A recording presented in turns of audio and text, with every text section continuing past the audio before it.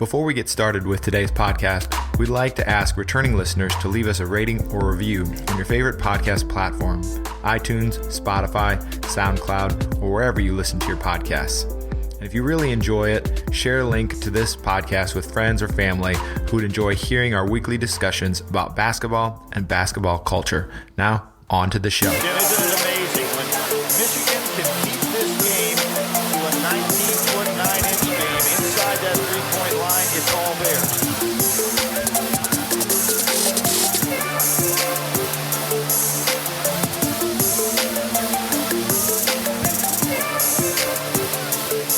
Nice move by Steve Fisher here. Bring it into the 19. Hello and welcome to the 19.9 podcast and YouTube channel. If you haven't already hit the bell or subscribe button so you never miss an episode, do it now. We'll have different buckets of episodes. Some will include product announcements. Some of the episodes are part of building basketball culture and honoring hardwood history. We're going to do one of those today. We're talking a 19.9 classic, two schools I think everyone would love to see in the 19.9 catalog. In a classic Final Four. It's also a continuation of our look at games from the 1992 tournament. What are we talking, Josh? Cincinnati, Michigan. But you screwed up. You know that, right? How did I screw up? That's not the game that we're supposed to be doing. It's not? If you go back to the old podcast, we said let's do all the Elite Eight games. Well, I know we did, but good. Talk to YouTube, or we need to talk to some of those schools and get those games on tape, because I tried to look for Memphis State. Cincinnati is the one that we agreed upon. I know, but that's not what we're doing. No, how come? Because I couldn't find it. I mean, how is it not on YouTube? I don't know. Where is it at? This was a good game, though. It was good. So we were actually talking to Cincinnati last week, and I mentioned this game in the call. Yeah. And said that it might be the leader in the clubhouse for most shit talk during a Final Four game in the history of the Final Four. And the Cincinnati reps were saying that maybe for the Final Four, but not in Cincinnati's history, because they've had some brouhahas with Xavier. Yeah, definitely. And they say that in the game. And I think it's funny to hear the announcers talk about that almost from the start, that was a focal point, because you don't hear anything about trash talk anymore. It has been so exercised from college basketball. It was very new. It was in mainstream, very new to the mainstream at that time. And I was actually watching the game with Bravo and EJ earlier. We had it on as we were working down here, or as they were working. I was watching the game, and I was saying that like those early to mid 90s was the perfect blend of athleticism, trash talk. Yeah. But all those guys grew up in the fundamental era too. So like the fundamentals were still there in the game. Like the level of basketball was really good in the game. And it wasn't just all 3-pointers. It wasn't just all athleticism. It was like the game was well played on both ends, I thought. I agree. I think that, we get to the first thing, setting the scene. This is the first Final Four in history that all four teams had previously won a championship. And I just think you had so many cool storylines coming into this. And this game in particular was really interesting to me, because you've got this Cincinnati team that's been out in the wilderness for a long time, but you got young Bear, really young, skinny, wearing a suit and coaching his ass off, just going nuts out there. He looked like young Bobby Knight or something. He was so skinny, and he had that suit. He was one of my favorite parts of the whole thing. For watching sure, it. I kept referencing it. Oh my gosh, I could not stop myself from saying Huggy Bear every time he came up. Oh, every time I went to Oakland City for my administrator's license, and one of the guys that was in there, suit money. Yeah, one of the guys that was in my class somehow knew Huggins and had been like he was a teacher, of course,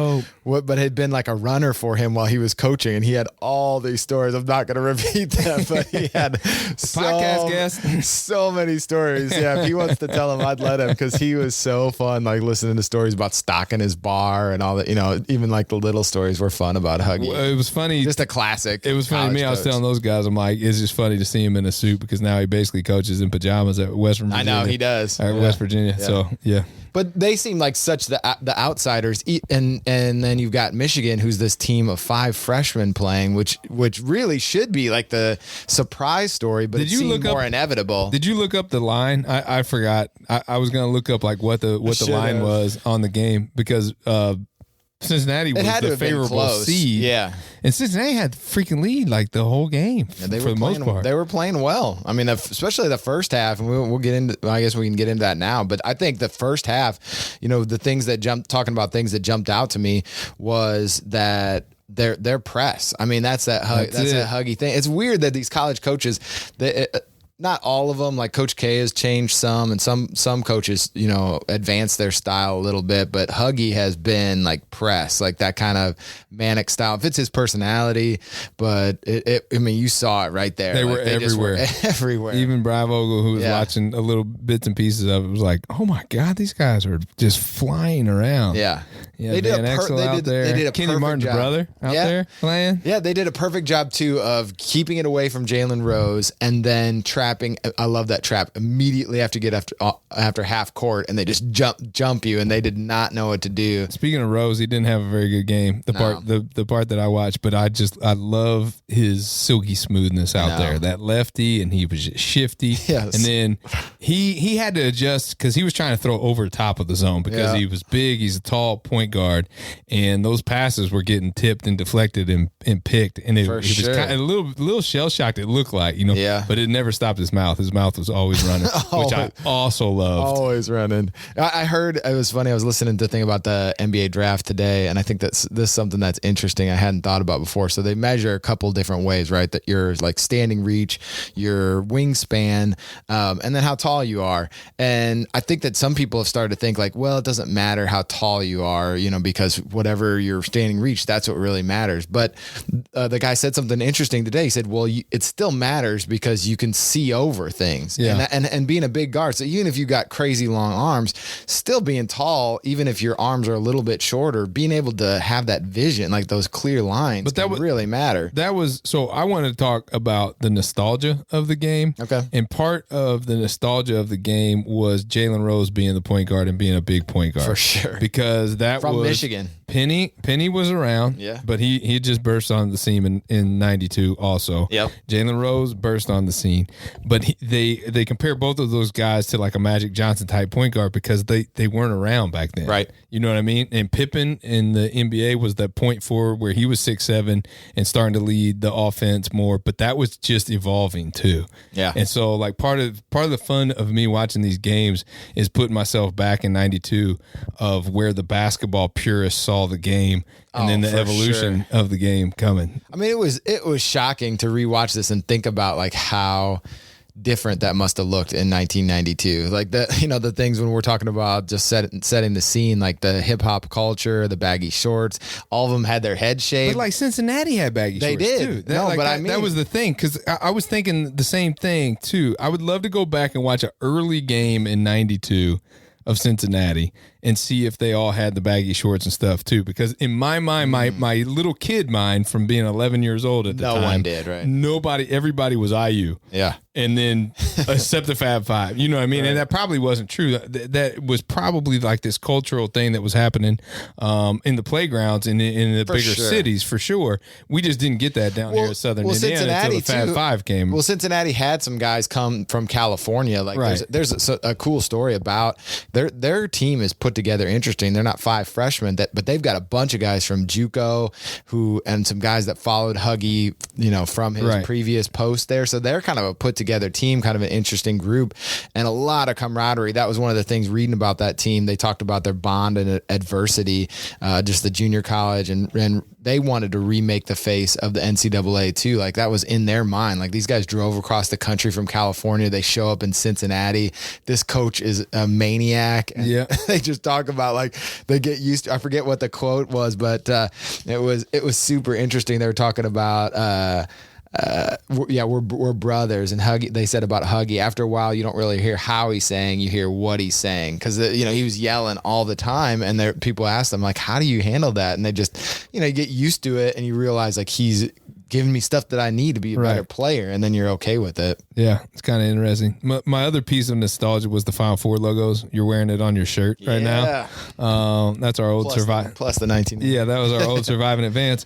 But how dope were the old Final Four logos? So cool. I have one on my hat. I'm wearing the hat, right? Super cool. Because I love it. This was the 50th anniversary. This was in '88, so a few years earlier. Yeah. I brought some more hats out. So we got the Seattle Final Four logo, super dope. The 1990 logo. My shout out to my boy Kenny Anderson. That makes me sad for that Seattle doesn't have a basketball team. Yeah, I know it. And then the Denver logo for the Final Four. Oh, that's got a rambling wreck. It's super dope, man. Like, I wish the NCAA would go back to doing stuff like that. I wonder if that's a city thing. I mean, some of their stuff is still kind of cool. I'm not gonna lie. We need to call Indianapolis and see what they got cooking. Their shit is super clean now for the Final Four. Like it's super clean and it's modern. And I get why they do it, but it's not better than what I just showed you. Yeah. And there's a million more. So that's always kind of our fun thing during our Surviving Advanced collections is taking something and flipping it into our own. Yeah, and I saw Doug Gottlieb wearing our other one yesterday. He did, yeah. So it was kind of dope. Okay, a couple more things just setting the scene, which I think is worth talking about. So they go see Ali hang out with Muhammad Ali in a hotel room. I heard about that. Pretty cool. And I think they talk about that in the Final Four 30 for 30. They do, yeah. Talking about he's the baddest man on the planet. He's doing like magic tricks for him, making him laugh. And then I thought, you also think about kind of pivoting back to the hip hop culture is that the hate mail that Fisher was getting. No doubt. He was getting some crazy stuff. He had to call the FBI, what are people doing? Like, I love sports more than a person should probably, but they weren't mad at him for losing. I've never wanted to write. They were mad at him for being black. Get out of town. He was like, what is Steve Fisher? Why would he leave? What are you doing? I mean, I can't even fathom that. I know. Truthfully, it is mind blowing. It's mind blowing. It's like it's so the equivalent to that nowadays is social media. Yeah, it is. And so people just put like hateful shit on social media instead of just not commenting at all. Yeah, you don't have to agree with everything. You don't have to like everybody. There's some shitty people in the world. Turn the TV off. Don't watch it. just turn it off. I mean, don't watch it. Yeah, don't watch it. Whatever. It's fine. Like, it's fine. I think we've talked about it before on here. But the funny thing was, like, the narrative on the Fab Five that we got down here in Southern Indiana was completely different than what those dudes really were. Yeah. And so, the word thug was thrown around often. Yeah. And it was that playground style basketball, but those guys were highly skilled, very fundamental, but they were just great athletes too. Yep. And so it was like that perfect mesh that I was talking about earlier. And then it's funny, it's just like the UNLV team, because the UNLV team got the same rap. The Georgetown team, I was a little too young for the Georgetown 84 and Hoya Paranoia, probably the exact same thing. It was just kind of white media painting a picture, if we're being honest. Yeah. And like all those dudes from all of those teams that I just named, highly successful individuals. I know. Very, very smart, very what I mean? It's weird to think. I mean, they banned the dunk at one point, right? It's just just such a people are afraid of change. That's a bottom line. And I get it. Like, change can be scary, but at some point you have to realize it's sports and enjoy the entertainment of it. And for sure, let them express themselves. Even the trash talking, I think maybe has been reeled in too much. Like, it's just sort of fun sometimes because as long as it doesn't like go over the top where you're fighting in the game, the anger in there, like the passion, it was fun to see again. Like, I actually enjoyed seeing a little bit of talk. I know, but seeing it in the game, like it's entertaining to me because those guys, the rivalries, it seems more doubt. And more then tangible. You get the back and forth, and we got a little bit of that with Van Exel and Jimmy King, Van Exel and Jalen Rose. Yep. I saw Martin get into it a couple times with some others. You see Weber get a dunk and zip his lips, I mean, I think it was Ed Hockley that like stops the game and he talks no more talking. And I remember that from that Duke VHS video I have, like they have him mic'd up. And so I remember that being a part of that and stuff too. So what jumped out to you about the team? So you mentioned like just the athleticism, their skill. What else? A few things on just the basketball side. and I'm gonna sound like an old ass man when I talk about this. You've already mentioned one, the press, right? Yep. The press was dope. I love watching old teams press, and I just want people to press all game, all the time. And then they would go from a press, so they would Cincinnati would man press you, and then they would trap you as you came across. That's what I was saying. I love that. Dope. I loved it. Yeah. And then the one of the other things was how many threes were passed up in that game to get a better shot. So many. Do you see that nowadays? Now Cincinnati started running wild with threes late because they especially towards the very, very end, and they forced some bad shots, but they weren't hitting either. They were broke. They were broke. But that's gonna get me on a rant of the domes, playing in the fucking Metro Dome as opposed to playing in a basketball arena. But that's just money talking. Yeah. But I always thought that when the Final Four is in Indy, have that shit at Conseco, have it at Hinkle. Yeah. People would love it. Drive up those prices. Like I would, if I could afford it, I'd pay $5,000 to go to a Final Four in Hinkle. They're gonna have it. There's no bad seat. They're gonna have it at the Dome with Hinkle capacity this year. There's gonna be like a force field around. That's right. Around it, like bubbled up. And then the other part was out of bounds plays. Nobody runs out of bounds plays anymore. That's true. They don't. Everybody just send somebody out and they throw it deep. And the funny thing was both teams were running just pick the picker on out of bounds plays. Yeah. And the shit was working and people were getting open shots off of it. And nobody cares to set up a good out of bounds play anymore. I wonder what that is. It must be a numbers. I think some of it is a scouting thing. I think people's, but it doesn't matter, and any coach can tell you. It doesn't matter how good your scouting is. It doesn't matter how many times you can talk to your blue in the face if this is what they're going to do out of bounds play. Right. When you get in the heat of the moment and teams are playing, those kids' minds and those players' minds are going so many different directions. You can sneak a backdoor bucket or two on an out of bounds play and you can score off of it. You should score 6 to 8 points out of your out of bounds plays a game. I wonder though. Period. I wonder on the flip side if you lose possessions too though on that by them screwing up the execution of it. Because I would always hear, but you can always send the guy out. You can always send a release guy and throw it out there. I hate that shit. I know. I don't know. I told you I was going to sound like an old man.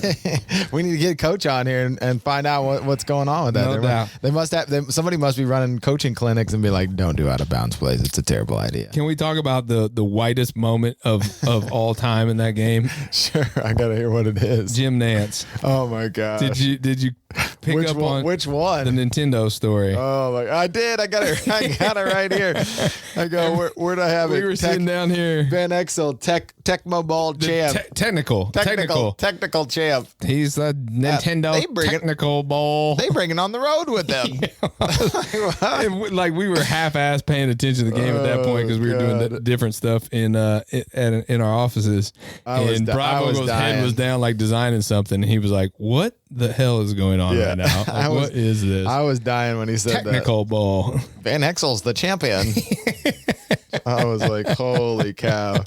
The other one, I thought that was the announcers. We'll get to we could bring that up now. Would it have been better with Bill Walton? But there was another. I love Billy Packer. I know, but I got a Billy Packer here that I'm kind of curious what you'd say about too. But he goes 360 when he does he goes up for a layup. I think it might be King or Jackson, and he just jumped out of a seat. He misses the layup. He goes 360. He just goes real animated. I mean, if it was fun. If it's a real 360, man, we weren't used to seeing that shit. Okay, so this is after the fact.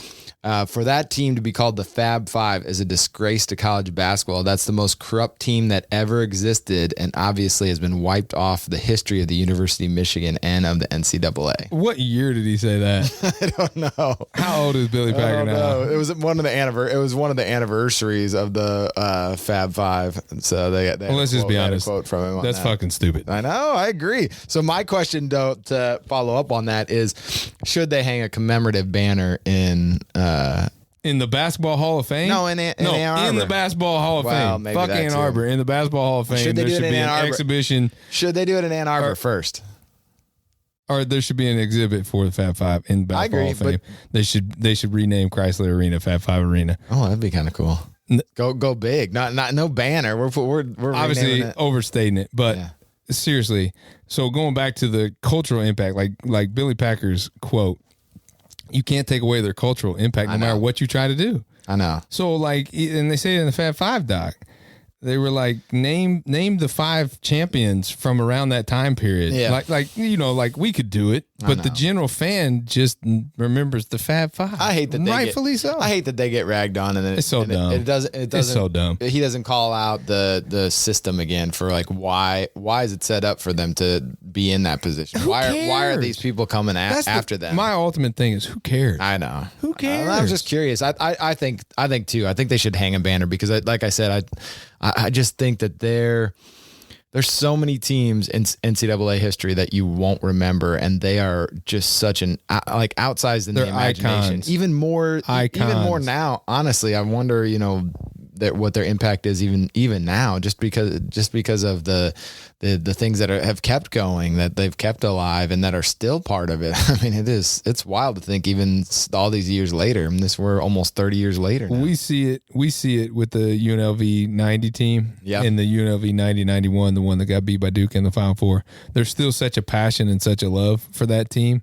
And I think the Fab Five is even that to a greater extent, because we see it with like Penny and Memphis too. The Memphis 92s, anytime we bring those back, they sell out and people love it. And Penny, and awesome. Those go all over the country, and UNLV goes all over the country, and then we get more requests to bring out more and do the opposite colors. And like there's certain players and certain teams that are embedded in the 90s kids' memories.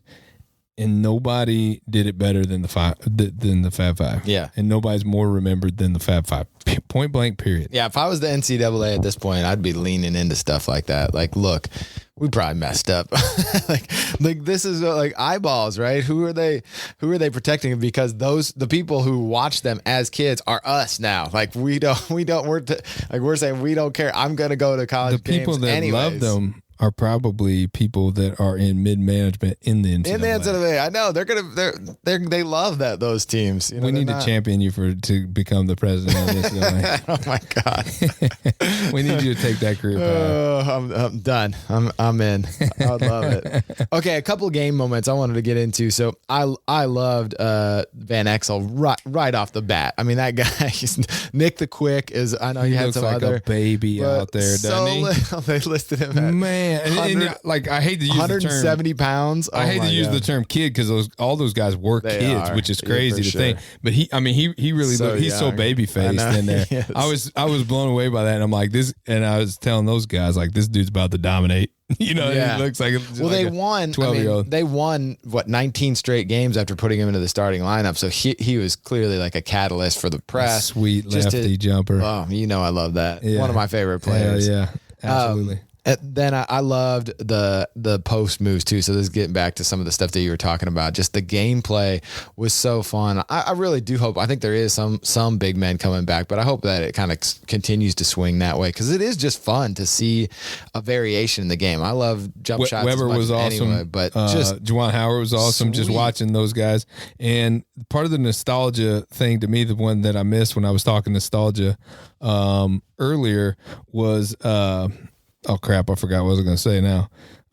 Is how much they let them play. Oh yeah. So the physicality of that game. Not saying that the guys are more physical because the dudes now are just like these. For sure. The top 1% of 1% body types, and they're just physically monsters, and I think the game is still very, very physical despite what everybody says. It's just a physical ass game. Those are grown men out there. You get hit by one of those guys, you're going to know. But they let these guys play. There were over the backs that weren't called. There were elbows that weren't called. There was chicken wings that weren't called. And I liked it. I loved it, actually. And I wonder if that gets to be why some teams don't press anymore because it's just not worth it. You can't. You end up getting your guys in foul trouble. First 3 possessions, your point guard's already has 3 fouls. Exactly. You don't end up forcing enough turnovers to make it worth it. Good point. To make it worth it. You're probably right. But the where it turned, I think, too, could speak to that physicality is that Michigan hit the boards hard too. Oh my gosh, those guys crashed. Were a big team, like that Riley guy they brought off the bench. Yeah, Eric Riley. You think about the Fab Five, but Him and Michael Talley. Yeah, the weird part about it is, right, like they didn't start the year starting, so that means they had some guys who they were confident When enough. I believe those guys were part of the 89 Natty too. They were the young guys in that, but they still got the experience of it. Yeah, you know what I mean? I think. A couple of them were, and then they had some other guys. Voskuhl was there. I remember James Voskuhl from Yeah, so I mean I was more impressed with the guys coming off the bench for Michigan, and then they got Blount into trouble, and he didn't have a very good game. I think that really hurt. He was an NBA player too. I mean, I think that really hurt Cincinnati. Like once he was in foul trouble, Cincinnati they just didn't got have after the size. boards too, though. I mean, they got after it too. They did. Those guys were everywhere. They were. I mean, they flying around. That's what it was. Yeah, they were flying around, but they weren't getting them. I think they got out rebounded 46-30. So they got destroyed on the boards, but it wasn't for lack of effort. 12. They're key in the first half. So you mentioned them being up for a long time. 12 turnovers, 8 steals in the first half. Oh, I know that trap got them. That was nasty in the first half. Yep. Did you catch the part where they were talking about that Flint AAU team that the one guy that Buford was on? No. Oh my God. Who else was on it? I mean, it's crazy the talent that used to come out of Flint. It was like Steve Smith, Buford, Derek Coleman. I don't even remember that. It's 5 NBA guys. I forgot DC was from Michigan. I know. And I was like, oh my God. We were watching, we have a North Carolina A&T pair of shorts that's coming later in February. So we had to watch a game against that they were playing against 88 Cuse from that poster actually behind you. And we were watching DC. We were trying to screen capture the shorts, details on the shorts because we couldn't find them anywhere. And so we got to watch DC, and I was like, man, I know. That guy was something else, man. I think I undervalued him when I was growing up. You know what I mean? You can see, sometimes you're thinking about redrafting guys, and you're like, you think about their pro career, and you're like, man, what happened to that guy? And then you see that. Yeah, he misses 3 straight layups as these guys are guarding him, and he finally just gets the rebound, jumps up, just two-hand murders it off a dude's head, and he just stares at the guy. Okay. We're like, oh yeah, he just got pissed. It was. He decided it's time to play. The talent of those guys, I know, is just something to marvel at. So I had a couple other things too. So Michigan, I didn't write very many notes on Michigan. This was just one word thing: size, athleticism, confidence, raw talent. That's all I had. I was just watching the game. I'm like, those are the things that jumped out to me because it was insane. And it was weird. The announcers, again, I know I'm ragging on them a little bit now, but they kept calling them out saying they weren't confident. I think they were trying to they had that one. They were trying to force that on them as they turned it over a couple times, but I was like, they do not look like they're losing their confidence. They're pissed at each other. They were pissed at themselves for not making certain plays. That's what. Yeah, I picked up on that too. Yeah, but they were not losing their confidence. They were not losing their confidence. I don't know what game you were watching. No. Those guys do. I mean, that might be wishful thinking. It was, yeah. Weber was dribbling the ball up the court, even trying to break the press a couple times. I'm like, man, the early '90s, with again Georgetown. The 3 that stick out to me: Georgetown, UNLV, and in the Fab Five. Michigan teams was just, again, it was that transition in basketball to what we know now today. And so you get to see that and experience it from your memories as a kid. Yeah. Right. And now us as old ass men, 40-year-olds. And then you get to hear it from that timepiece from the people that were around the game and the reporters and stuff. And it's just such an interesting look to look back through. Yeah, I love it. I mean, I love doing it, but you pick up on shit that you would never pick up on as a 10, 11, 12 year old. Here's one of those things. So you were talking about how these guys, the character of some of these guys. So Juwan Howard, did you catch that story about him signing his letter? Yeah, his grandma. I'd known that. Man, that's just so crazy though. So he picks Michigan, and then she tells him afterwards that, for people that don't know, tells him afterwards I wanted you to go to Michigan. He's like, well, why didn't you tell me that, Grandma? And she says well, you're going to have to make some tough decisions on your own. And she passed away. I mean, you're just a couple days after or later that day or something. It was wild. Just her, and she had raised him too. So I mean, that is such a fundamental. And then person. There's that Montross piece of it too, where Montross was down to Michigan or Carolina, and they asked Juwan Howard if he would have went to Michigan if Montross was already there, and he was like, no. And then he was the orchestrator of the Fab Five. He brought the guys with him. I think in the 30 for 30, they talk about how the team actually took Jalen Rose's personality once Rose came on board, because he's such a big personality, and that's Still. I know. I mean, I really love Jalen Rose. I have his jersey hanging up in the other room. I should have wore it. You should have. It doesn't fit. I'm getting fat. I should have had Bravo go wear it.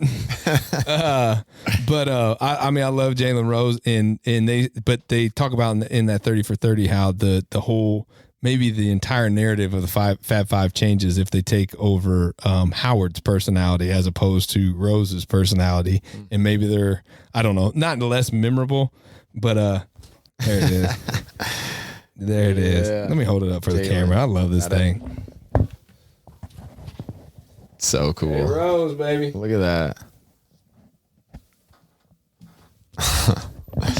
Nuts. All right, what'd you have for play of the game? I got a couple more categories. Oh, I didn't watch it that carefully. No? Oh, Okay. I'll give it to you. This is my play of the game. I just fed it to you. Yeah. So like I'd looked at this card for like 25 years because it's number 1 on the classic set. So I've had this since I was literally like 10. And so Chris Webber was always on this side of it. Yeah. Because he's the number 1 card in the set. And then I watched that play at the end of the first half. There he jumps it up is. dunk. I'm like, that's that goddamn card that I've been looking at for 20 years. And so I came and grabbed it, and that's that. And he's wearing the Hirachis, and that was like fun to me. There you go. That's the next. That's what I'm going to next. What age the best? You mentioned one of those. Those Hirachis look awesome. Still, they look like space aged in '92. But you know that cool. Those dudes put those Hirachis on, but like, damn, these things feel great. Yeah. And then like our NBA players and college players put these things on today and be like, damn, I'm gonna break my ankle. These things feel like bricks. But I mean, I still play in Hirachis from time to time when I do play. Nice. I still have a pair. That's cool. And they held up pretty well. But yeah, the Hirachis, man, They looked wild. I love them. So great. They look so boot, that little good. inner boot. Love I don't that. think Rose was wearing them though. I think Rose was wearing something else. I don't think he had Hirachis on. Interesting. Didn't And no notice black that. socks for the I Fab know. Five. I know that's the that next comes year. the next year. I totally remember the black socks, but I did not. The black socks with the Barclays. The baggy shorts, obviously. I think the style of play too, just the attitude. I personally just love a little bit of attitude for people playing basketball. It just makes it more fun, especially if you can leave it on the court. It just is there's nothing better than going out and really competing with a dude and just like getting into it, and even like getting a little back and forth talk, and then afterwards be like, okay, man, just letting it all go. The shorts. Come on, Michigan. I know. Come on, Michigan. Can we make that happen? Have you got any messages about that lately? I answer about 5 Fab Five emails a week. We're trying to make it happen. Cincinnati uniforms were dope. I feel pretty confident where we're at with Cincy. Man. So hopefully soon. I want the Cincinnati shooting shirt from back in the day. I know. It's good. But I love that Cincinnati script across their uniforms, and I love those shirts. And I think those shorts go underappreciated. Obviously not the Fab Five ones. But those are appreciated. Yeah, overappreciated probably. Yeah. Well, right amount of appreciation. But the Cincinnati ones, everybody goes to the Forts and the Flints, and then the Kenyon Martin ones. But those Van Exel ones are nasty. So awesome. I can show you a couple mock-ups after this is over. Ooh, all right. We gotta make this happen. Good thing you didn't tell me beforehand. I would have been talking about all about it. Only I'm allowed to break 99 news. All right, Nothing done yet. Last category. Would this game be better with Bill Walton? No. You wouldn't have wanted this. I never want Bill Walton. You love Billy Packer. I love Billy Packer. Talk about overrated. No, he was like the voice of our childhood as far as tournament games We go. can look up I did that on a blog post. Remember the voices? I wonder where I had Billy Packer. He's got to be up there. He was like the authority for the NCAA tournament. I mean, he did it for fucking 40 years Gus or something. Johnson's better. But See, I disagree. I just think he's more exciting. Billy Packer is very knowledgeable for me growing up too. No, there's no doubt. He had a few things in there that were like unbelievable. And his even at this time, his recall. I'm like, how old is this guy? Because he was like talking 20 years before this. I'm like, holy cow! I know. I mean, this is 30 years ago now. And Nance was better back then. The young Nance was better because he's not acting like he's broadcasting the Masters for the Final Four. Yeah, except the Masters is coming up, and I'm super pumped for that too. Is it? Yeah, it's When are they November gonna run 12th. it? Holy cow! I can't wait. Okay, I need to start. I can't wait. I can't wait till they're out. Like they're probably out there spray painting the azaleas and shit right now. For 100%. Good. 100%. Or like importing them from South America or something. Oh my gosh! All right, man. What else you got? I'm real excited for this basketball, man. I know you've been holding it the whole time. I love it. I can't get it out of my hands. It's a Wilson Jet. Where did you even hear about something like that? Oh, I found it on eBay. I was looking for a good photography one, something to put in the photography that looks worn, and so I was able to get this. It looks like you ordered that from Dr. James Naismith. I know. It's dope. I guess they did it for like their 100th anniversary or something. Yeah, they're not making the NBA balls. Or who is it? No, they are now. No, they are. Spalding's out. Spalding's out. That kind of sucks. Like Spalding. I know. You know what I mean? I suppose. And they match my. They're still doing. And they match my new Blazers, which I'm super pumped about. There you go. Now you're going too far. Really excited for these Blazers. People slept sweet on these, man. Yeah, I didn't. I was on it. Jordan. I actually had EJ on there because I was afraid. Like I love Jordan Brown. 1 mochas. Anybody? Oh yeah, we're on it tomorrow. Okay. We'll take our L like everybody else. Hey, Bravo and I did hit on the 4s. I know the shock drop. Yeah. So, but no, I'm big on Nike Blazers. I'm big on brown leather. I have those up on top of the scoreboard, my old pair. Oh, and so when these came through, I'm like, I have to get them. So I had EJ set up. I had Amos set up in Michigan. Oh wow! And I had who else was it? Whoever it was, I can't remember. I feel bad now. I can't remember. Anyways, we went 4 for 4. Everybody got them? Everybody hit. And there's still like a full-size run of them up on Nike. Like it was. I know you can't tell though ahead of time. I was oversensitive because they never released like brown leather Blazers. Never. I'm like, I had to have it and I'll use them all the time. I love them. Yeah. Took the dog for a walk in them. Felt great about myself. Now that you got 8 pairs of them, you're great. We sent the rest of them back. All right, man. Next time we're going to talk a little. Speaking of collecting things, we're going to talk a little card collecting. Is that what's on tap for next time? Yeah. Hey, bring your collection down. This guy's like surprising me. He's talking about grading things. I thought I'd know something. I was like, oh, I'm going to talk about how much these cost. That's not even graded. So we're going to get in. We're going to get into it. I want Bravo to be a part of that one though. Yeah, for sure. He's like the biggest collector that I know. Not necessarily of cards, but this man had like a full Star Wars wall when he was a kid, unopened packs. Wow. Like think about that shit, man. When you were a kid, has he sold those? Not peeling it back. I think we'll the talk. Retirement. We'll talk to him. Bravo, you sell all them Star Wars? Yeah. We'll get into it with him. All right, brother. All right, man. Thank you for listening to the 99 podcast with HVS, the High Volume Shooters. For more information, check out the blog at 99.com under HVS. And while you're there, do yourself a favor and pick up some retro college shorts.